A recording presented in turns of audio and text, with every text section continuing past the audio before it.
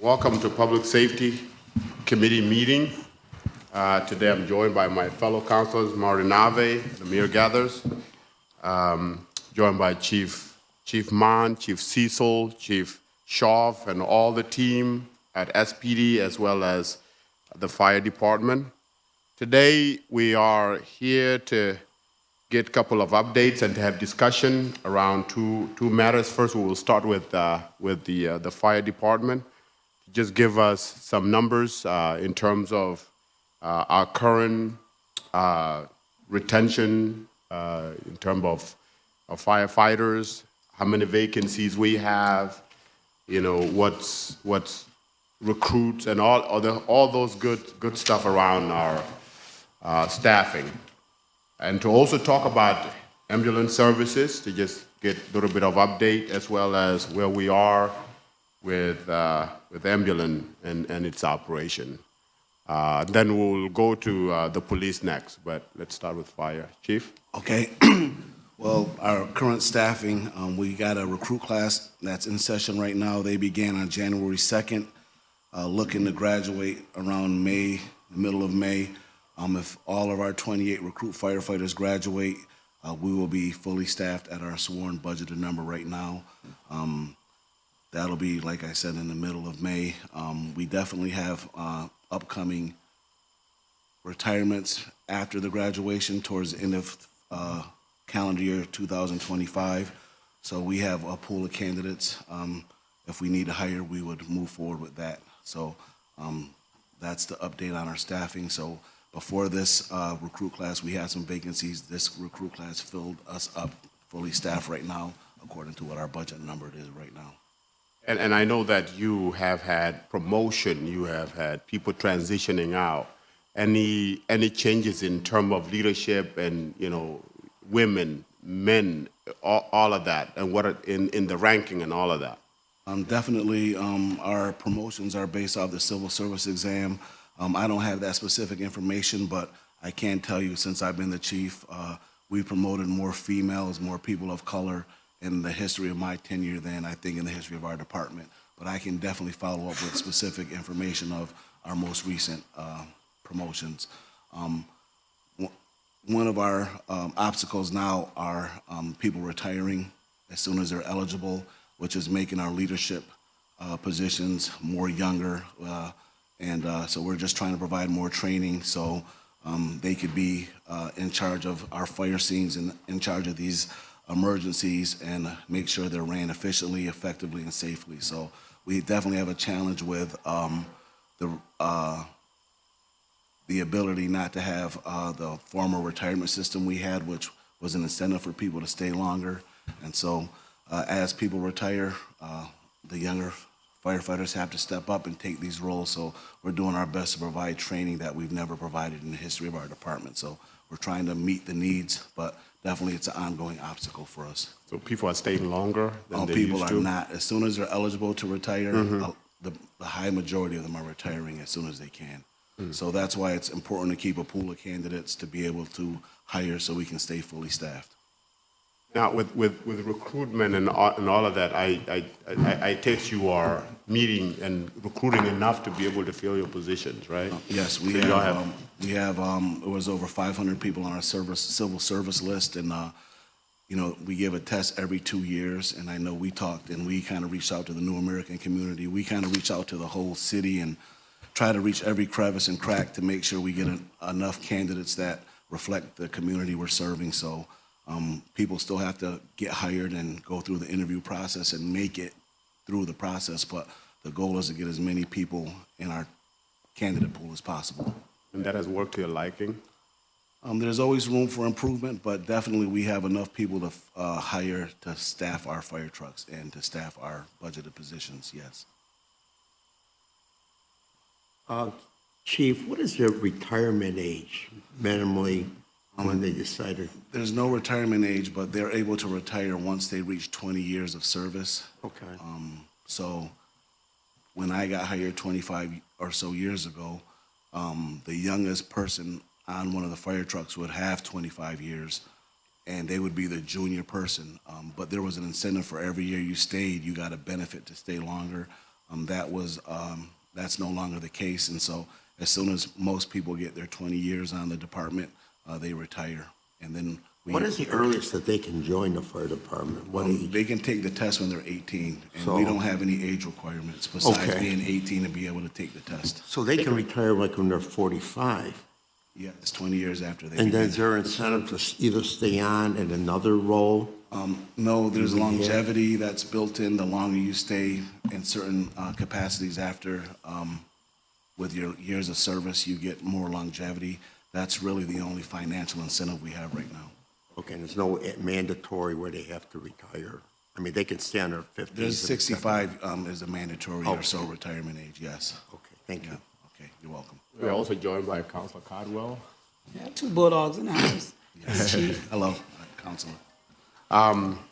Chief, what about places like Fowler High School, PSLA? Have you had any advantage over there in terms of having those? Yes. We have a very involved relationship with the cadet program over there. We are in the middle of giving them state certifications. They're going to be coming over to our training facility, doing mentorships and different interactions with our firefighters. But they still are going to be required to pass a civil service exam, which is always a hurdle, and meet the minimum requirements after you pass a civil service exam. So there's definitely, we haven't really gotten any fruit off that tree because the program was so young. When I first became the chief in 2018, we initiated our relationship with them. There was 8th graders that began in 9th grade, so there's been a few classes that have graduated, I believe 2, and none of them actually got to the point where they took the test yet because of the way this test is, the timing of the test. But we're hopeful that the people that graduated this year and last year will be able to take next year's exam. And we also have created a community service officer position that will allow a cadet or anybody else that isn't in the cadet program to start learning about plan reviews, some of the needs we have over in our Fire Prevention Bureau that kind of assist with permitting and things like that. But they would also be exposed to other parts of our fire prevention and fire department initiatives. So Also joined by Councilor Paniawa. Welcome. Thank you, sorry I'm late. Any other questions around that? All right. Transition over to ambulance, and also if you can, with the breakdown of the position in terms of lieutenants, captain, and Okay. just break it down for us to see in terms of females and males and. all right. I have all that data. I wasn't sure if that was, Yeah. I wasn't sure how in depth, Yeah. but I absolutely have all that. Would you like me to email that to you? Please, Okay. to all of us, I will please, absolutely so we do can that. see it. Yeah, Okay. that will work. Yeah. Okay. So transition to the ambulance services. Okay. So the city of Syracuse, the fire department, we're moving towards finalizing an ambulance service contract with the lone respondent to our RFP that we put out for ambulance transport services. The purpose of that RFP was to solicit proposals for advanced life support and basic life support responses for 911 emergency calls. The contractor that was going to be selected through the process within the city boundaries would ensure that all calls are answered that needed to be having patients transported. Through this process, we're also planning on the city to monitor the service delivery and contractual compliance through a series of independent performance measurements.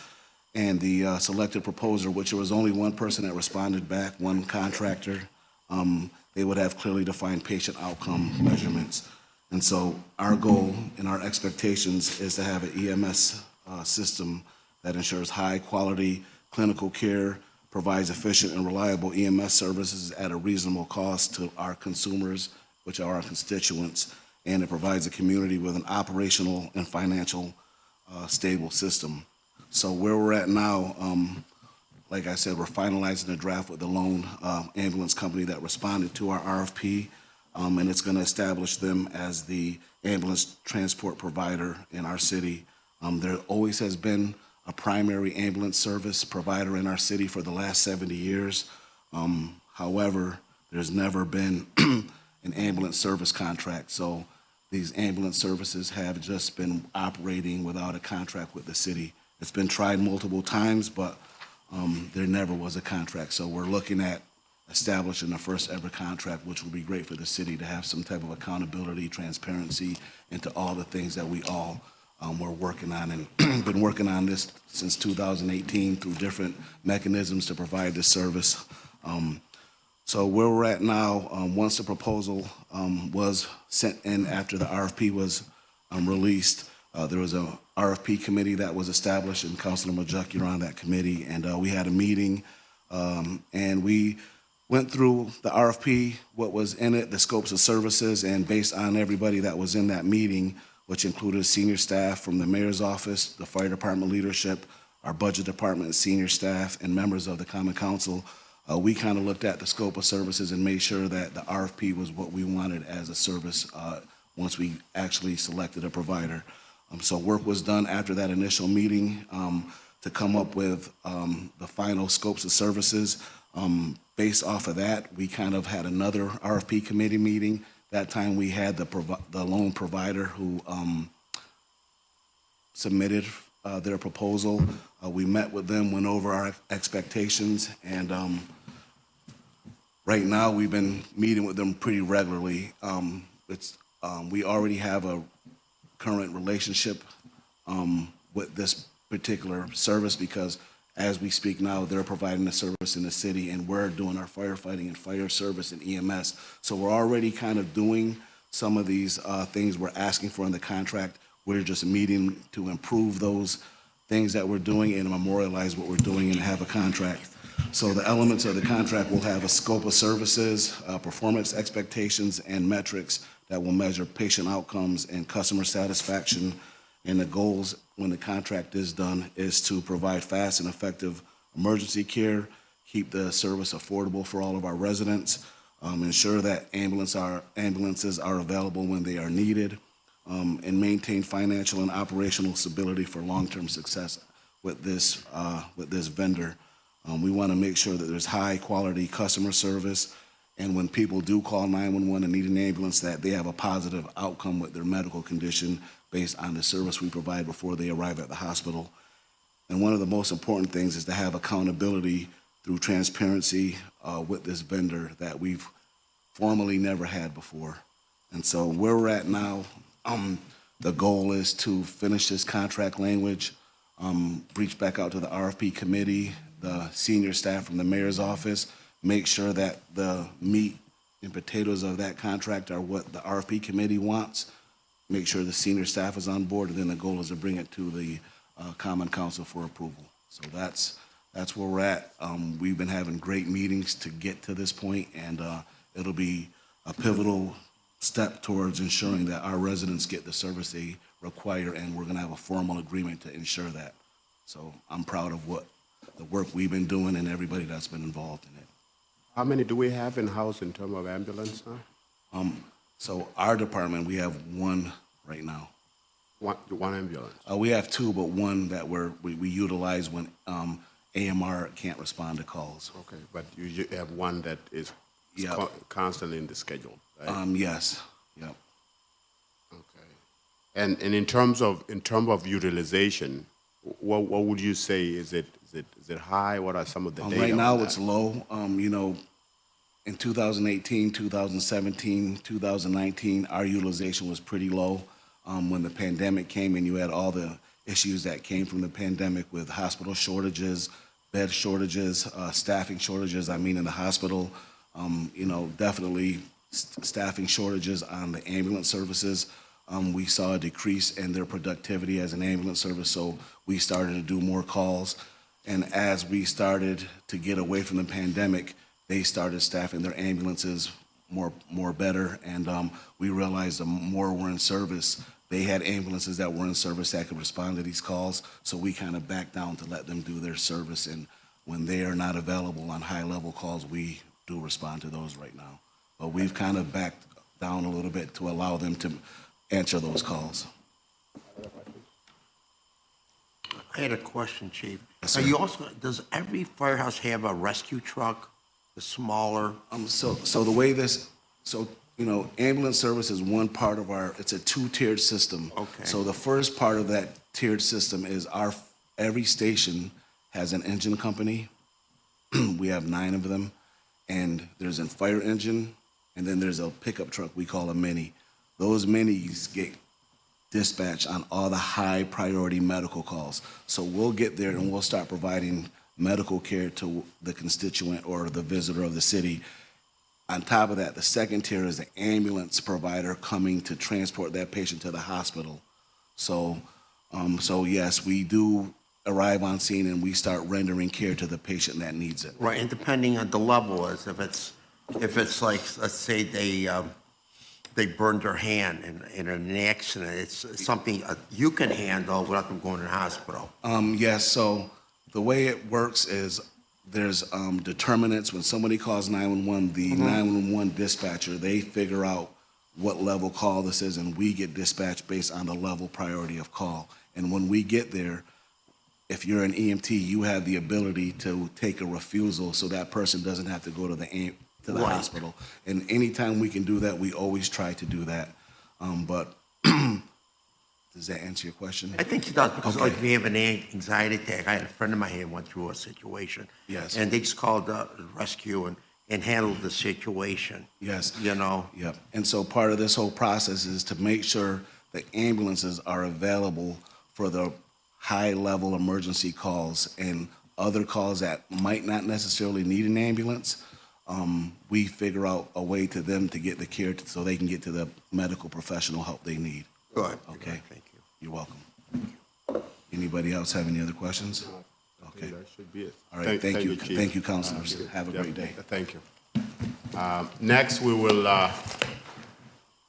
have a discussion with the police department around same staffing numbers, as well as the discussion around youth and police interaction and the policy around that, managing that. Yeah, sure. You want to start with staffing then? Yep. I've never been more jealous of the fire department than I am right now, with 500 people on the civil service list and academies of 28 people, 26 people. Yeah. I'd love to have that right now, but we do not. Counselor, I have Deputy Chief Scholsky here. As you know, she oversees training and hiring and retention and all those different things. So I'd just like to have her come up, go over the numbers, because she can also talk about what we're doing to increase our recruitment and everything as well. Oh, great. Oh, great. Thank you.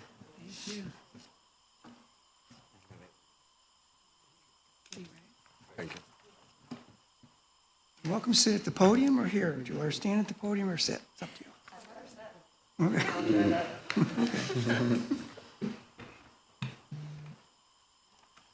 right, would you like a couple minutes to look that over before we start? Yeah.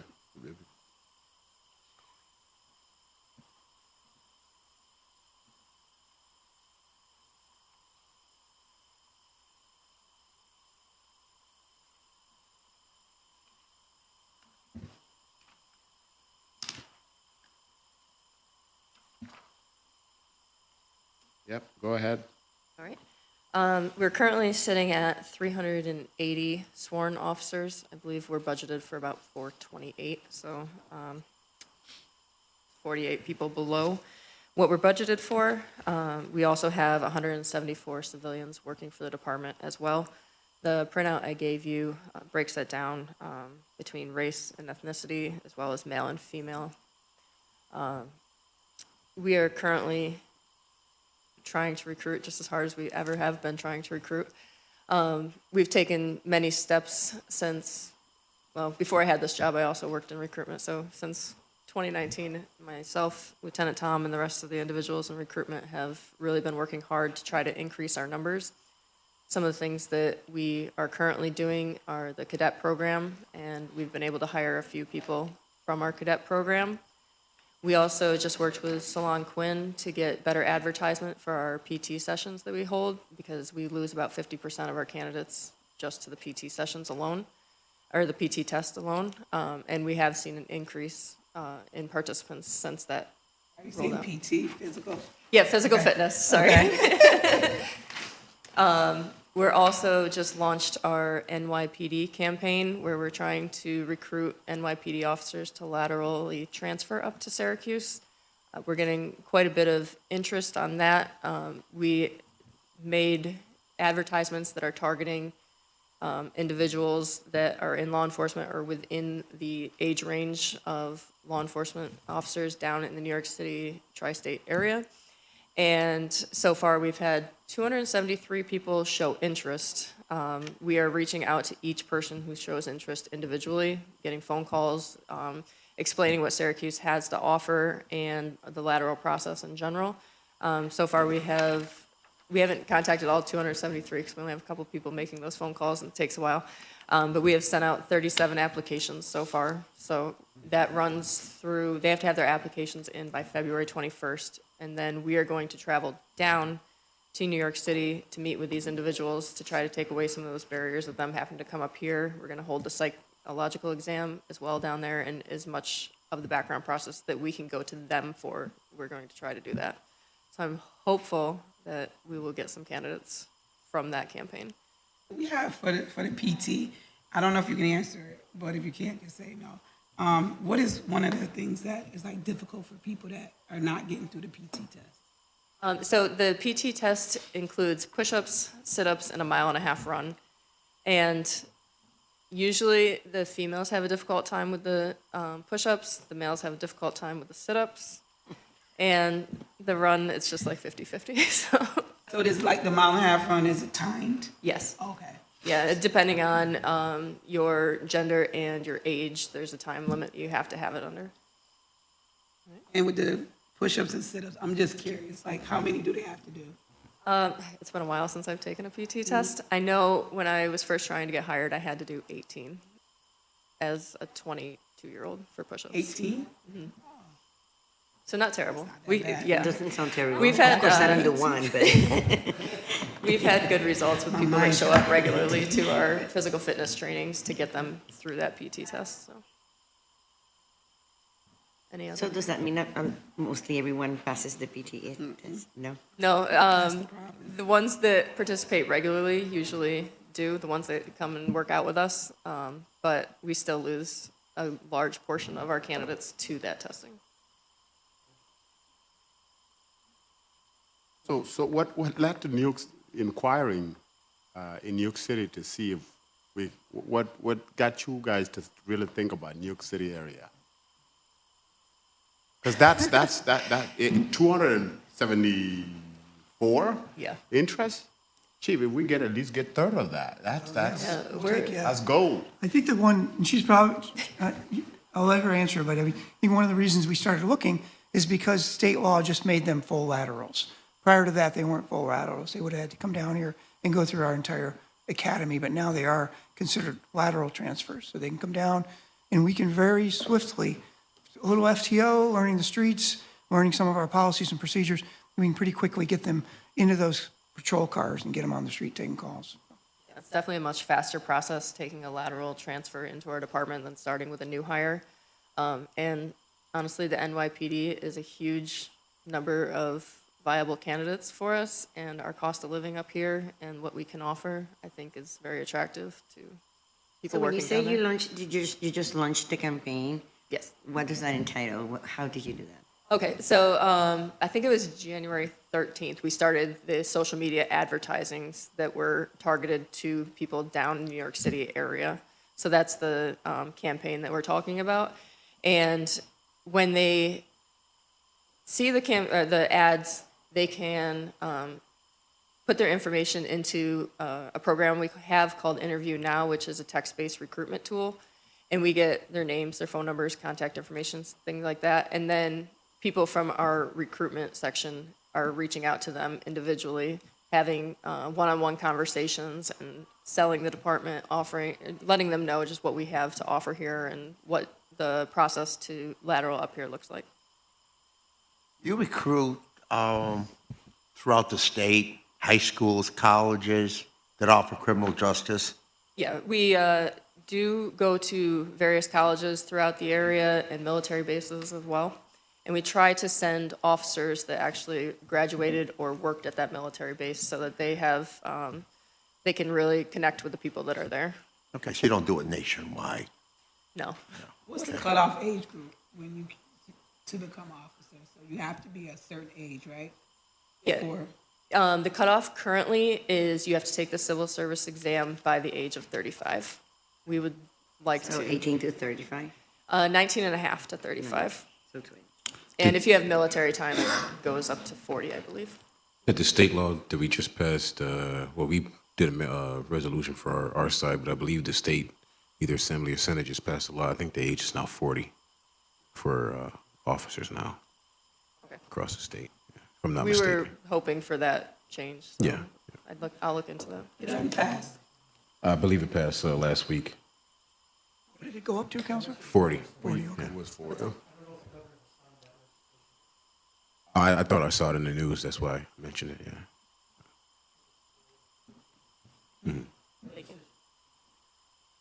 So if you accept 19 and a half, do you go to local high schools and stuff like that, or? Yeah, we have people who go out and speak to the children, or kids, I guess they're not children anymore at that age, The students. about the opportunities of a career in law enforcement. And we base our cadet program around the graduation time of high school. We start recruiting in March, but the program doesn't start till July so that they can graduate high school and then get right into our cadet program. I have 2 months to apply.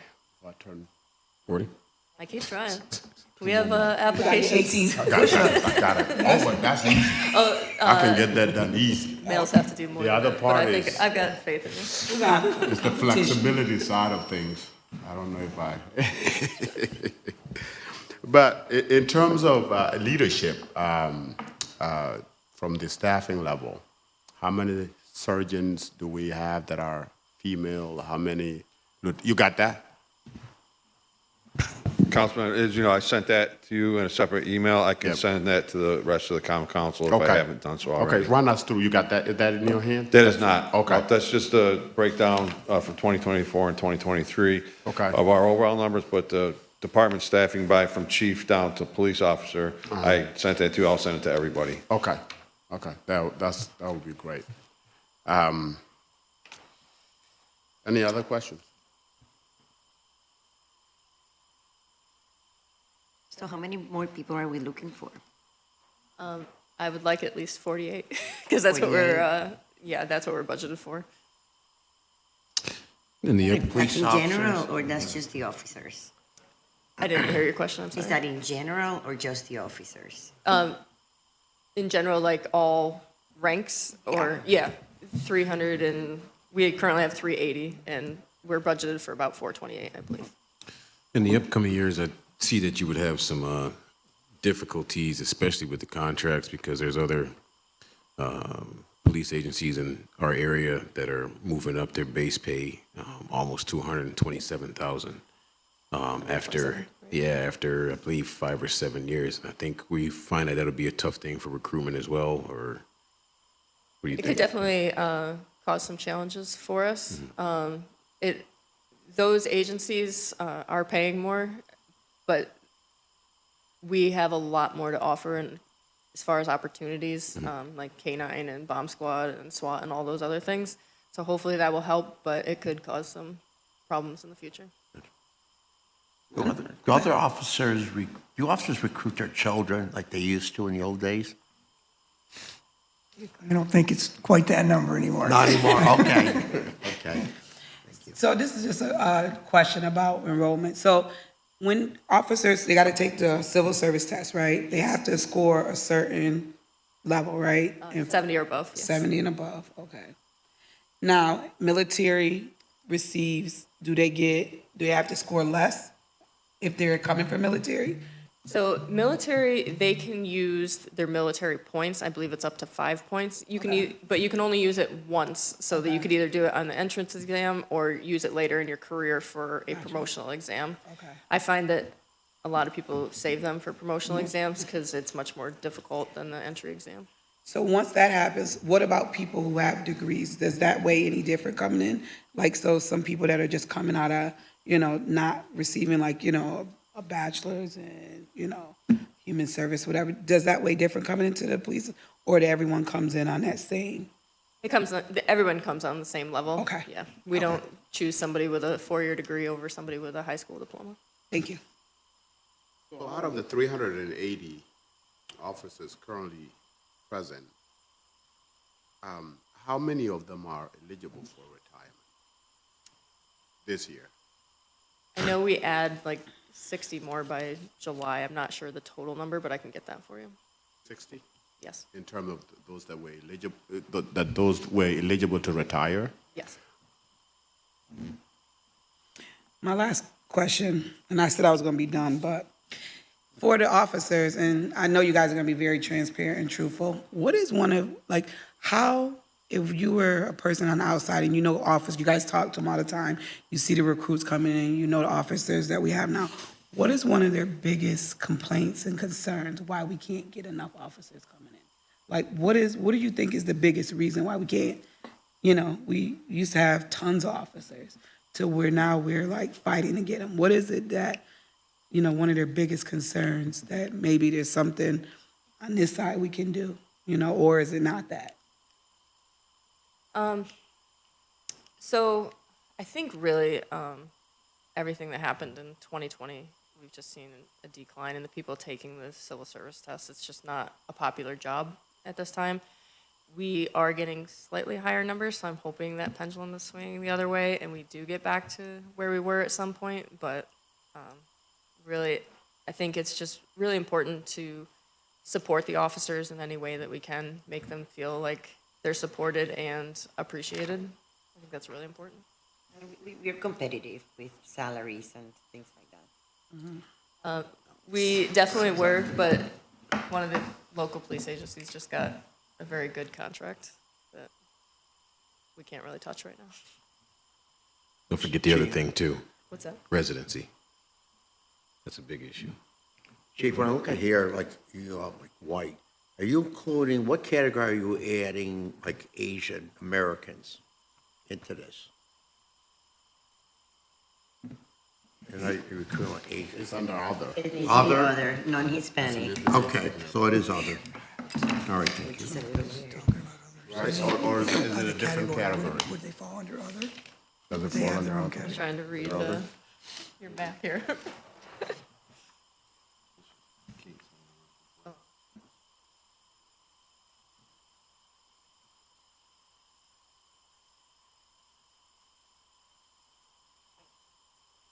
So all these together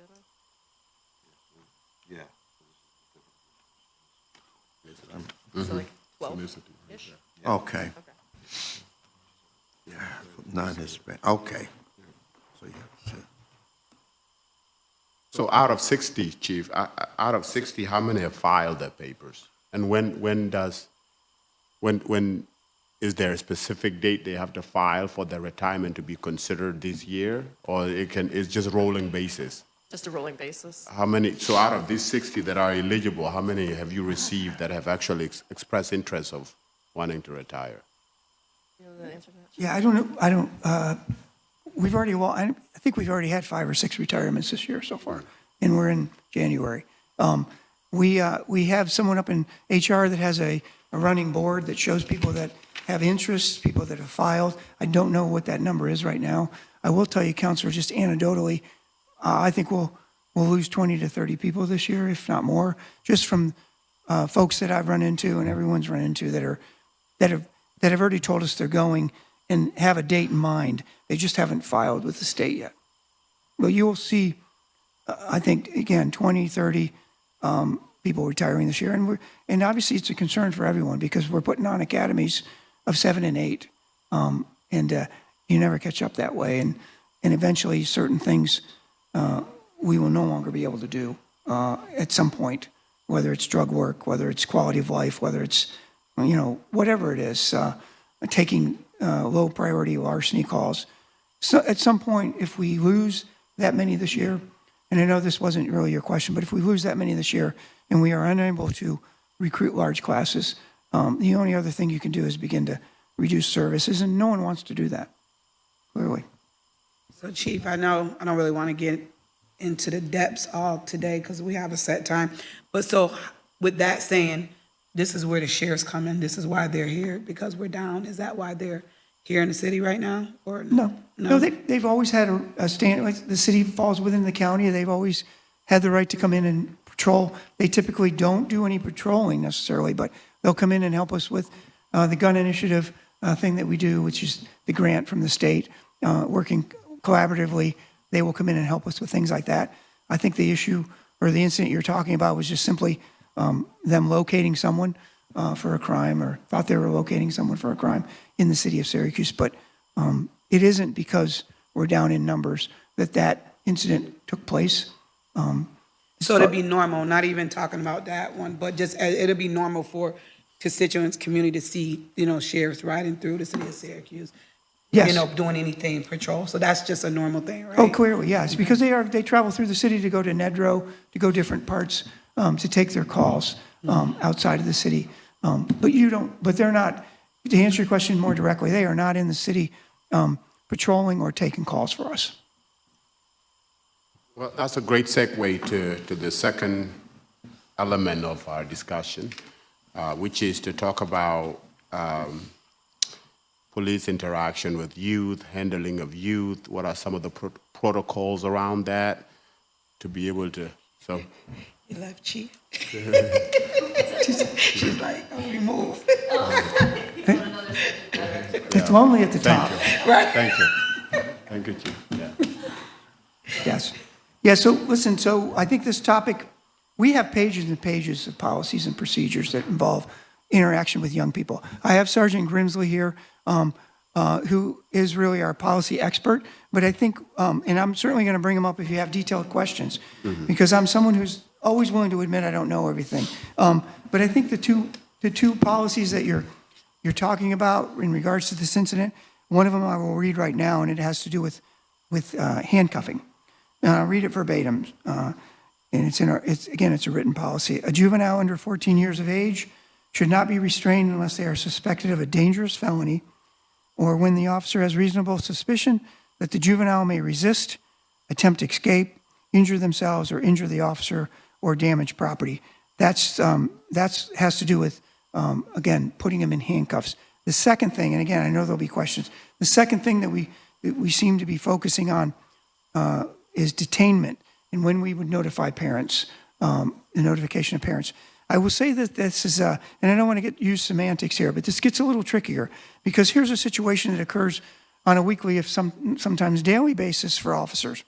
They're arriving on the scene of a fight outside of school, in the mall, in front of a corner store, young people fighting. They tell they break up the people fighting, and they tell four of the juveniles, you four, stay over there, don't move, stay right there. They say three of the people over here, stay there, don't move while we investigate this, stay there. Webster would define that as detainment, because we've told them they cannot move, stay there. So we investigate it, find out there's no injuries, no prosecution, no crime committed, everyone's okay. We divide them up and they walk off home. Would we really make 7 calls to parents to let them know, hey, by the way, we had this situation where we told your child to stand over here while we investigated a fight, and then there was really no fight, and we sent them home. I think 6 out of 7, or maybe 7 of the parents would ask us, why are you calling me about this? So that's why detainment is a little bit more tricky. If we're arresting, if someone's placed in custody, we're certainly notifying the parents if we can get a hold of them. But with detainment, it has so many different variables. There may be times where that situation I'm talking about, where we're not going to let parents know that we asked their child to stand over here while we investigated a fight, and then found out there was no injuries and sent everybody home. So that's the tricky part. But again, those are the 2 components I think raise so much concern. When do we handcuff? When do we notify the parents? And at that point, if there's any questions, again, I may call Sergeant Grimsley up here, because he's our policy expert. On, Sergeant.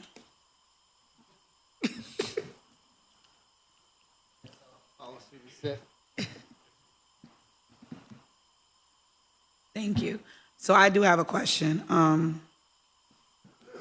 I like how you broke down the detainment, and I know this is sort of odd because it's not the Syracuse police that I'm really asking the questions about, But if detainment means, people have been in situations, just wait, could I talk to you for a minute?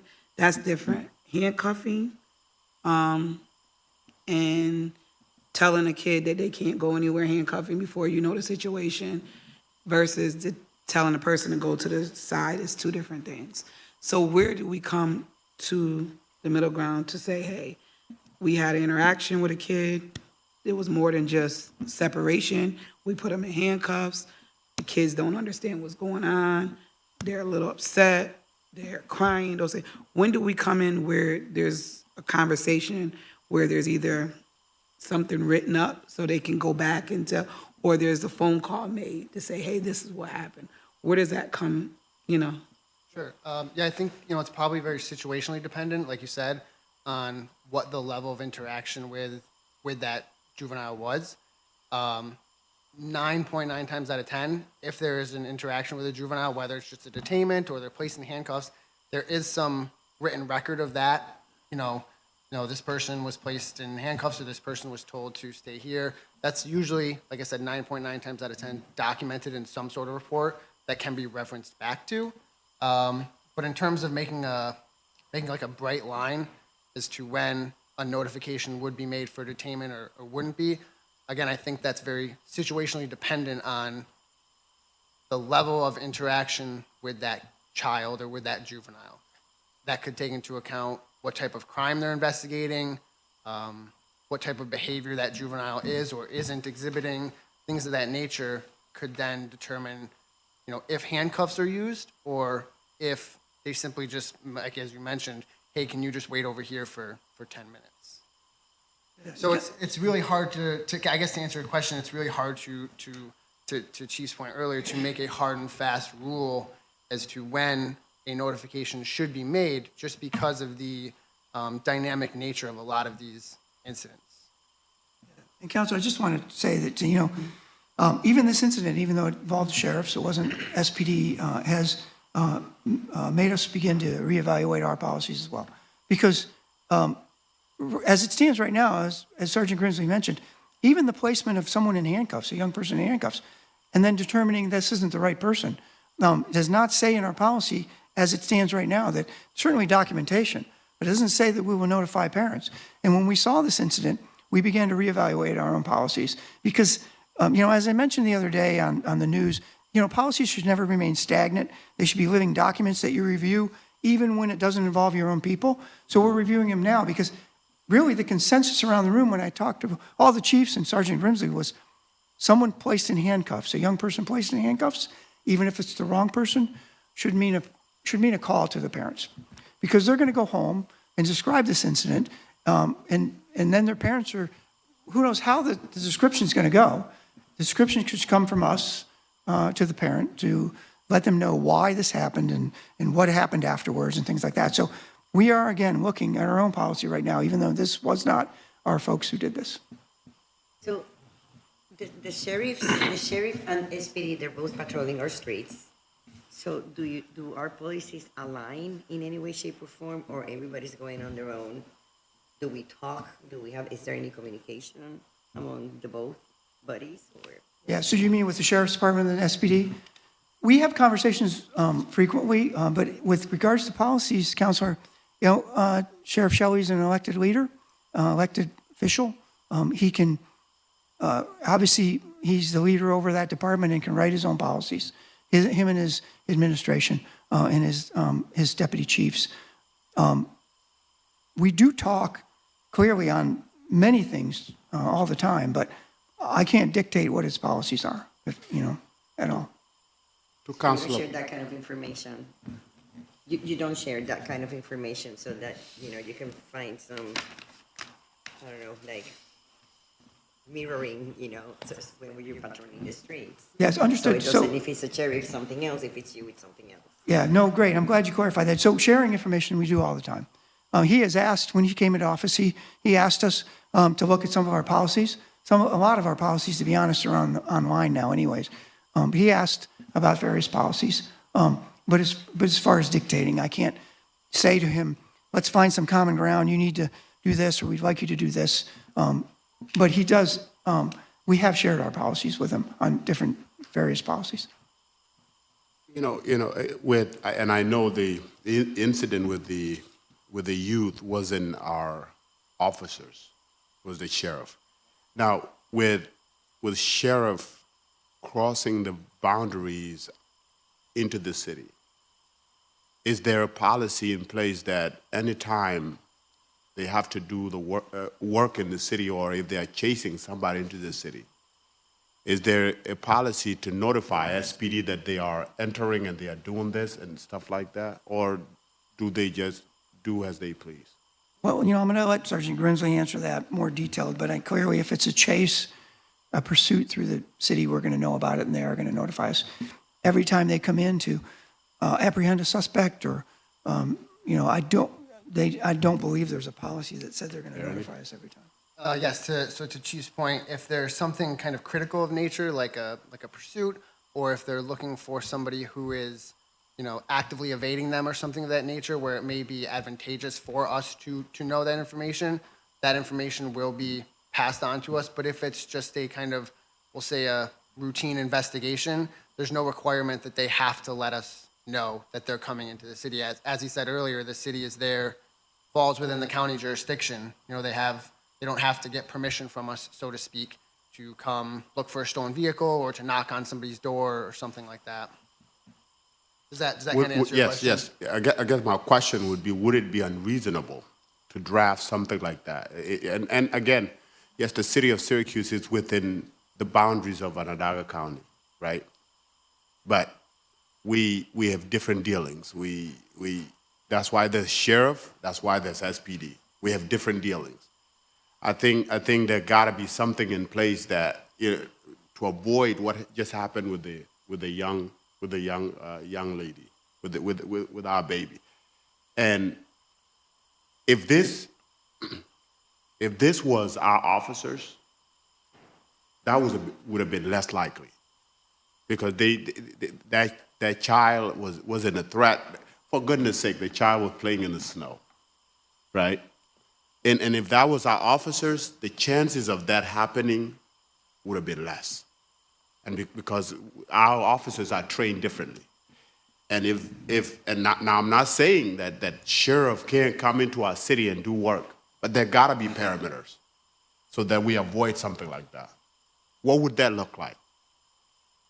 To speak to whether or not that would be unreasonable or not, I don't know if I would have that ability, because I just don't have the relationship with the sheriff's office like that. But again, I don't know if we would have the ability to dictate somebody's response, another agency's response, within a jurisdiction that they're allowed to be in. That's something I'd have to look into. I don't know what our capabilities are to place restrictions on another law enforcement agency and their ability to operate within their own jurisdiction, if that makes sense. What about our ability? So if they come into our city, what about a courtesy whereby if they are doing some of that sensitive work, that at least some of our officers are around the premises? Yeah, so I don't think it's unreasonable. I can start the conversation for them to do what you just mentioned. It would be exactly that, a courtesy call.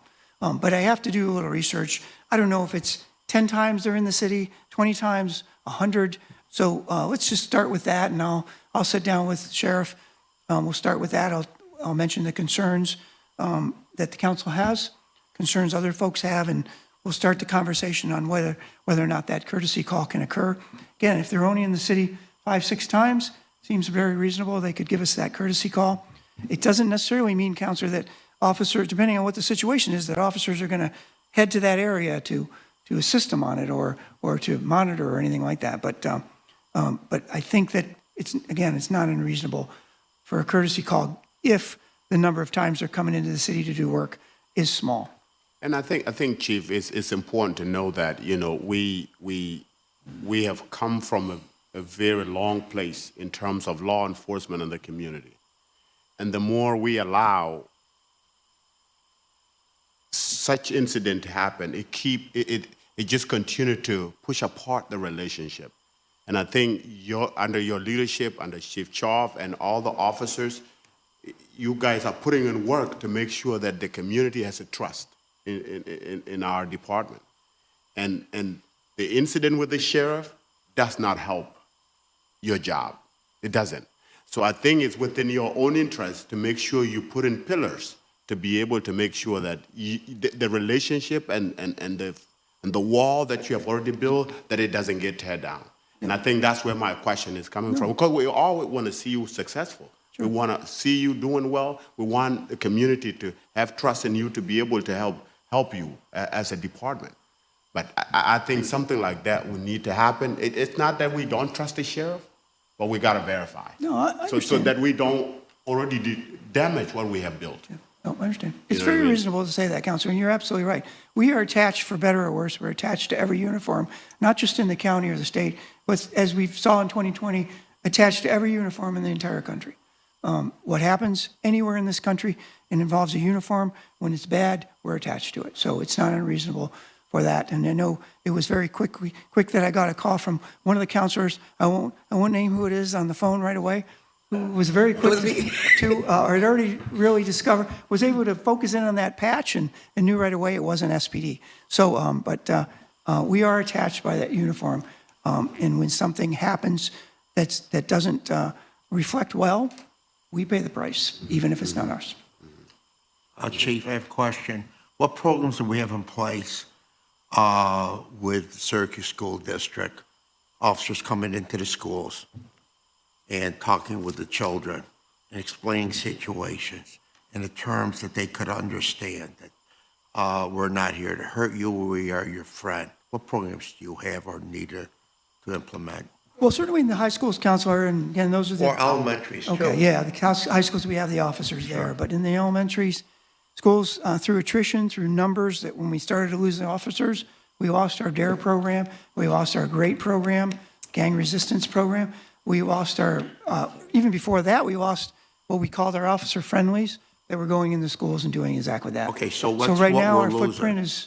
So do we have to put on a budget? We need an officer-friendly program again?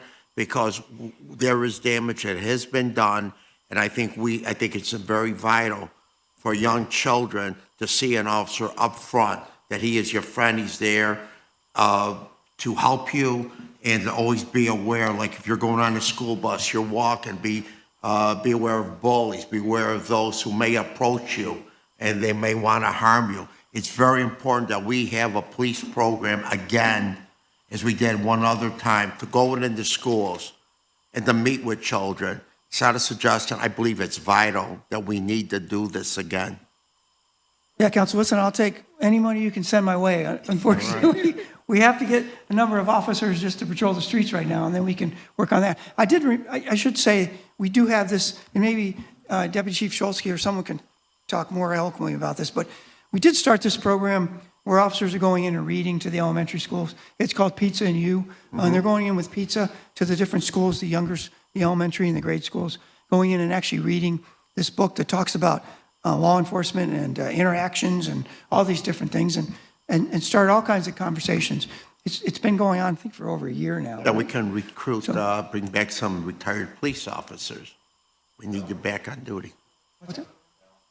Oh, yeah, and PAL. Police as well as PAL. athletic league. So what, So there maybe are- police officers who are retired, maybe to come back into duty, do a program like this. It's like when seniors who were teachers come back and volunteer their time. Yeah, I mean, it's not a bad idea. I will tell you that relatability is the key. You know, one of the things Deputy Chief Shulsky did when she first took over training and recruitment was that component she mentioned where it's all about relatability. It's not sending the same person to a college that you would send to a military function or, or to a high school. So I don't know if old people like myself coming back from retirement to talk to a bunch of grade school kids would work. I think it'd be fine. Torture. But yeah, we should get into these schools more often, as much as we can, for that interaction and to talk to the young people about bullying, but also about officers. And one of the things we noticed back when we were recruiting, there was 1,200 people on the civil service list, and we were recruiting all kinds of people. And during the panel interviews, and still to this day, when they come in and we ask them the question during the panel interviews, why did you want to become a police officer? And they will say, many of them will say, because of the SRO that was in my school. I formed a relationship with him or her, got to know what it was like to become a police officer, and ever since then, I wanted to become a police officer. It used to be when we had officers in schools, in every single school in this city, it used to be that they would talk about an officer they met back in grade school, elementary school, but that doesn't happen anymore because we don't have them there. So it was really actually, along with all those other things you mentioned, Counselor, it was also a recruiting tool for us because they got to know a police officer. Sure. Chief, thank you for that. One other question I want to say. First, I want to make the statement, right, that when officers, whether it's the sheriffs, whether it's the police, whether it's not even just officers, when we talk about, oh, the officers did, we got to stop putting the officers, because it's not everyone, right? Everyone is not doing certain things. We have some great people doing great things out there. And when I look at that certain incident that happened, I look at those individuals, right? Because individuals were the ones, they're their own person, they make decisions, right?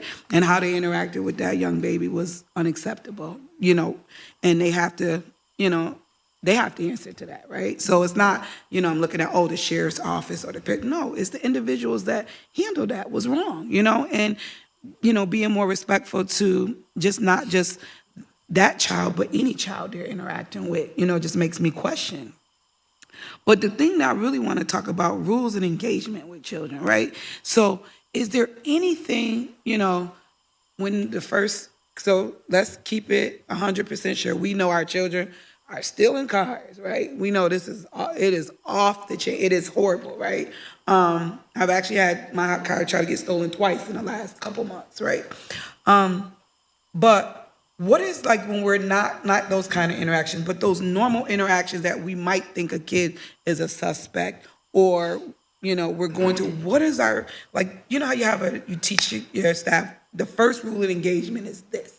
You talk to them, you have these kind of conversations with them, you try to figure out what's going on. Do you ask their name? What if they ask to say, can I call my mom? Like, what are the rules of engagement that we do at Syracuse Police so that those type of things won't happen? You know what I mean? Right. Great question. And I'm going to throw Sergeant Grimsley on the hot seat again, but I just want to mention too that, it goes along with any of our engagements, right from the academy, a 6-month academy, then FTO, field training for another 12 to 16 weeks, where we're always talking to the officers about the first thing when you get on the scene is de-escalation. No matter whether it's a young person or an adult, talk to them, find out what's going on and see if you can de-escalate the situation, because we all know as human beings, but mostly as officers, if you start up here, it's difficult to come down here. You can always go up here once you're down here, but you start down here, talk to the person as a human being, de-escalate, and see if you can get to some common ground. Because again, you can go up here if you need to, but if you go up here, very difficult to come back down when you're talking to somebody. So, but as far as the details of our policies and our pages, I don't know if you're in the hot seat again. Yeah, no. I guess the short answer to your question is, we're very careful about making prescribed policies on how to do specific things, right? Because of how different each situation is. But officers through the academy and in service are, routinely trained to inherently deal with children differently than they would adults for obvious reasons. So, understanding that any situation that involves a child or a juvenile that could be a suspect, they're going to be inherently more nervous, more afraid, more, scared of the situation than an adult may be. So kind of building that understanding into officers from the start can help dictate how those interactions are handled, right? Obviously, each one's going to be different depending on what the crime that the officer's investigating is.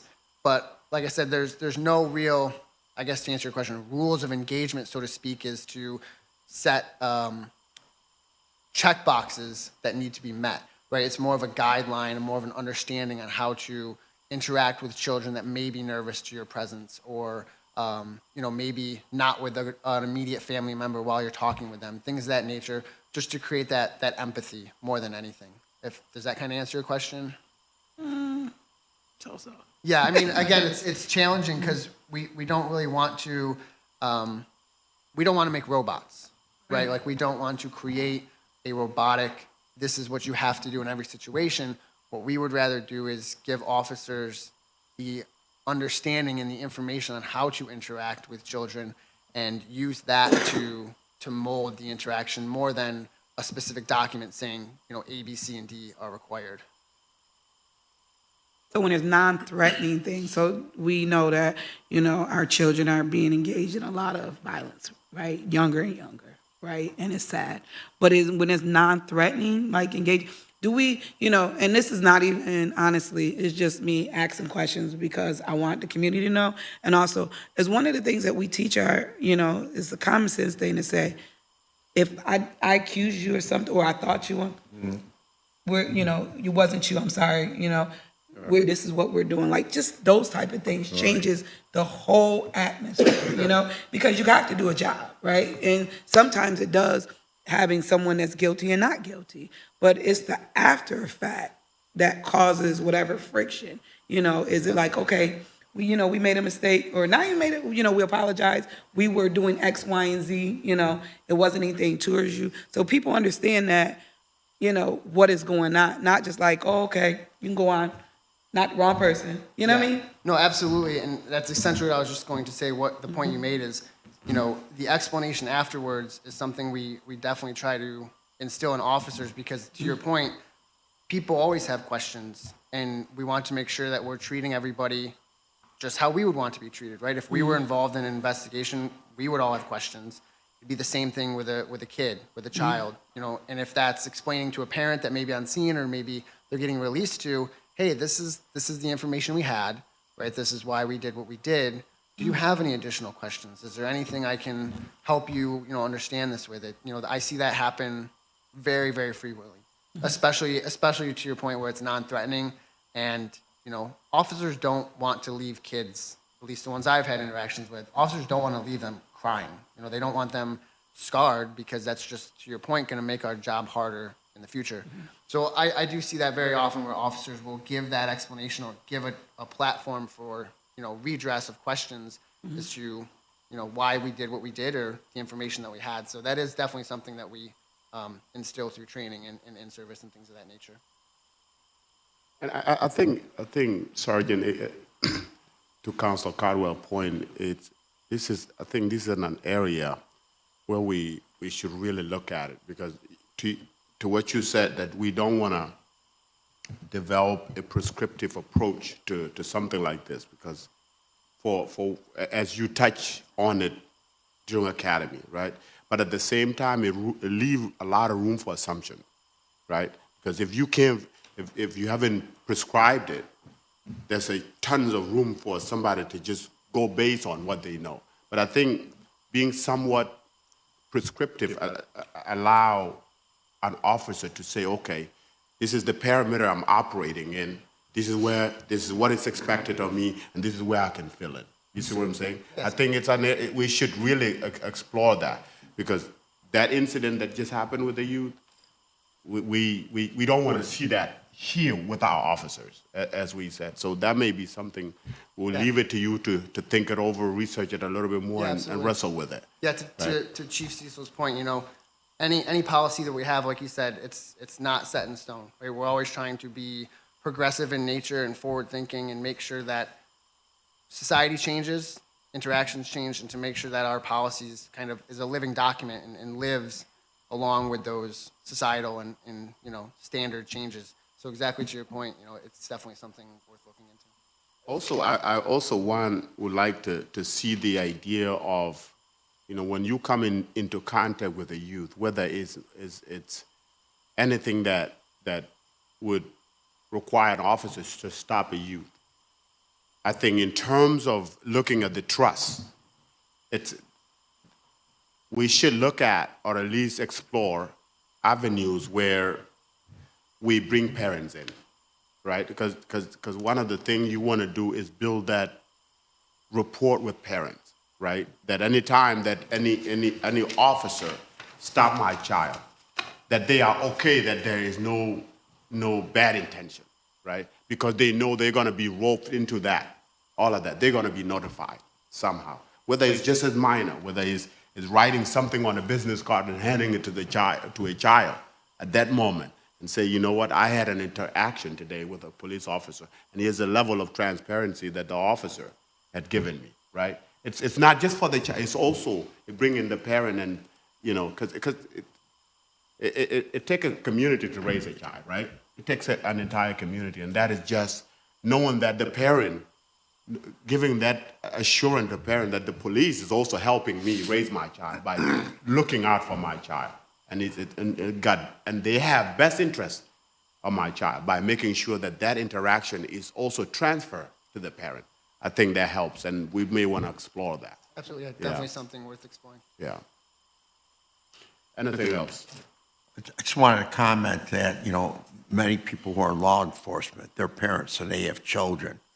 And I think should be reminded at times that you should treat a child as if that was your own child. Or how would you feel if an officer treated your child in that manner? And that's the point that we should never overlook. Thank you. Anything else? Well, Chief, with your team Sarge, Chief, good to see you. Thank you so much for this time. My fellow counselor, thank you for your time. That will do it for us. Thank you. Thank you.